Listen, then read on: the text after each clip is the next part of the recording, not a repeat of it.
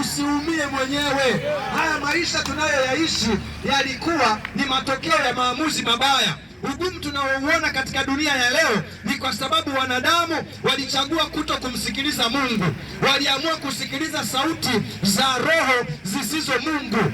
Adamu na Eva wote tunajua hiyo habari kwenye kitabu cha Mwanzo sura ya 1, ya 2 na ya 3.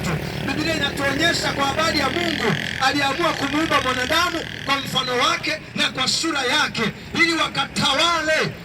Wakatawale samaki wa baharini, wakatawale ndege wa angani, wakatawale wanyama wote wanaoenda juu ya nchi.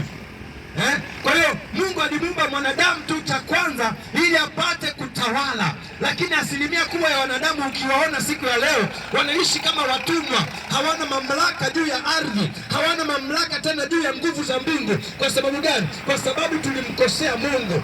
Tulimkosea Mungu tukaamua kuzisikiliza habari zingine tofauti na zile habari ambazo Mungu alikuwa ametupatia. Wakati Mungu amemuumba Adamu akamweka kwenye ile bustani, alimpa maagizo na maelekezo ya namna ya kuishi kwenye ile bustani. Na wote tunajua Mungu alimwambia Adamu ya kwamba matunda yote ya miti ya bustani unaruhusiwa kuyala, lakini matunda ya mti wa ujuzi wa mema na mabaya, yaani matunda ya mti wa katikati usiyale, kwa sababu siku utakapoyala, hiyo ndio siku ambayo maisha yako yatakuwa yamekwisha. Utatofautiana na mbingu, utakosa baraka za Mungu. Na wote tunajua ya kwamba pamoja na maonyo yale, lakini pia bado Adamu na Hawa waliamua kuyala matunda kwa kudanganywa. Shetani aliwadanganya akawaambia ati Bwana Mungu amesema msiale matunda.